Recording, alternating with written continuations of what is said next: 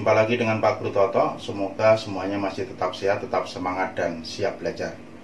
Oke, kali ini Pak Guru Toto akan membahas materi tentang statistik invariant, yaitu distribusi peluang variabel acak. Siap belajar, jangan lupa juga like, komen, dan subscribe di video Pak Guru Toto di YouTube channel ya. Baik. Oke, sekarang kita mulai dengan variabel acak. Kita lihat ini, variabel acak atau random itu adalah variabel yang nilainya berupa bilangan nyata yang diperoleh dari hasil pengamatan.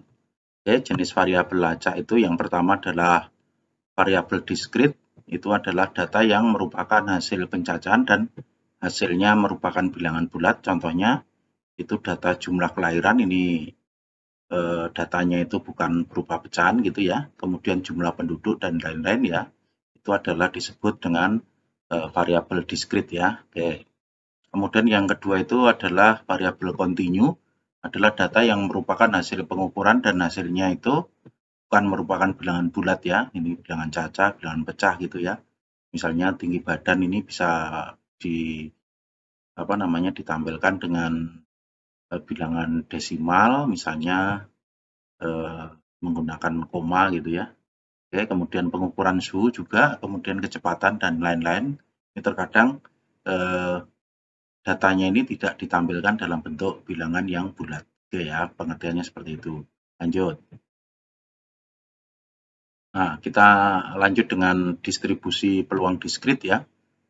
Tabel yang mencantumkan semua kemungkinan nilai suatu variabel diskrit berikut nilai peluangnya itu disebut dengan distribusi peluang diskrit. Pengertiannya seperti itu. Kita lihat ini. Nilai peluang diskrit dari suatu titik sampel itu sama dengan frekuensi titik sampel tersebut dibagi dengan total frekuensinya ya. Oke. Kita lihat contoh yang pertama ya. Pada pelemparan 3 mata uang logam, sisi angka dan gambar, ini lambangnya A dan G, sekaligus X menyatakan banyaknya sisi angka yang muncul, maka tentukan ruang sampelnya, kemudian nilai X yang mungkin, kemudian tentukan juga distribusi peluang diskrit dari X. Kita lihat ini, kita tentukan dulu ruang sampelnya ya. Ini 3 mata uang logam, maka kalau dilempar itu kemungkinannya adalah gambar-gambar, oke ya. Kemudian bisa juga ini gambar-gambar angka, kemudian gambar angka gambar, kemudian angka gambar-gambar, kemudian gambar angka-angka, angka gambar angka, yang ini adalah angka-angka gambar, kemudian yang terakhir adalah angka-angka semua. Ini adalah kemungkinan ruang sampelnya. Kemudian nilai X yang mungkin itu, kalau X itu menyatakan banyaknya sisi angka, berarti kalau di sini berarti 0 nanti ya, ini 1 berarti. Ini 1, ini 1, ini 2, ini 2, ini 2, ini 3 berarti. Jadi kemungkinan X yang mungkin banyaknya sisi angka yang muncul itu adalah ini. 0 berarti tidak ada sisi angka yang muncul, ini hanya ada satu sisi angka yang muncul seperti ini ya. Kemudian 2 sisi angka ini, oke. Yang ini 3 sisi angka. Kemudian distribusi peluang diskritnya itu dinyatakan dengan seperti ini. Kalau 0 itu berarti peluangnya adalah ini, berarti 1 saja ya. Ini gambar-gambar semua itu 1/8 berarti. Kemudian ini adalah munculnya satu angka ya. Oke, ini 2 angka, ini 3 angka. Kemudian peluangnya di sini adalah 1/8. Kemudian kalau yang satu angka ini ada 3, ini berarti 3/8 di sini. Oke, kemudian kalau yang 2 angka itu juga 3 ya, 1, 2, 3 berarti 3/8. Kemudian yang angka semua adalah 1/8. Menjadi seperti itu. Paham ya? Bisa dimengerti ya? Oke. Oke, sekarang kita lanjut ke contoh yang kedua. Kita lihat ini soalnya. Satu mata uang logam, sisi angka dan gambar dilempar sebanyak 4 kali. X menyatakan banyaknya sisi gambar yang muncul, maka tentukan ruang sampelnya, kemudian nilai X yang mungkin, dan distribusi peluang diskrit dari X. Kita lihat penyelesaiannya, kita tentukan dulu ruang sampelnya ya. Satu mata uang logam dilempar 4 kali itu mungkin ini muncul semua gambar, oke. Kemudian gambar-gambar angka, kemudian gambar-gambar angka gambar, Ini pelemparan pertama, kedua, ketiga, keempat gitu ya. Kemudian gambar angka gambar, kemudian ini angka gambar, kemudian ini gambar-gambar angka. Ini adalah gambar angka gambar, kemudian ini angka gambar-gambar angka. Ini angka gambar angka gambar.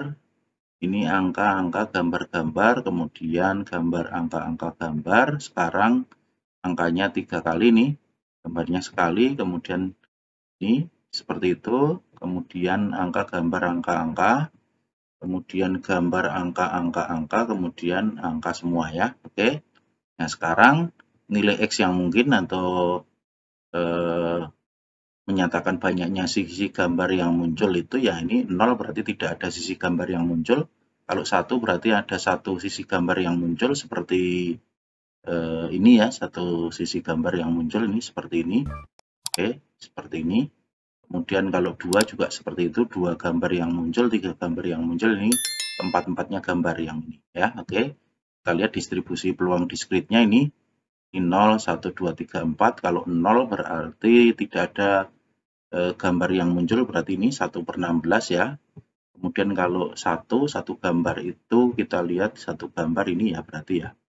Satu gambar itu 1, 2, 3, 4 berarti 4/16. Kalau 2 gambar berarti kita lihat yang ini 1, 2, 3, 4, 5, 6 ya. Berarti 6/16. Kemudian kalau 3 gambar ini 1, 2, 3, 4 ya. 4/16. Kemudian kalau keempat-empatnya gambar berarti 1 juga, ini 1/16 menjadi seperti itu.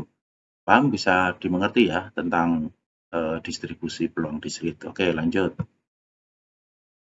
Nah, sekarang kita lihat contoh yang ketiga. Dua dadu setimbang dilempar secara bersamaan. X adalah variabel yang menyatakan jumlah mata dadu yang muncul pada saat pelemparan. Maka tentukan nilai P X sama dengan 6, berarti jumlahnya sama dengan 6 ya. Kita lihat ini penyelesaiannya.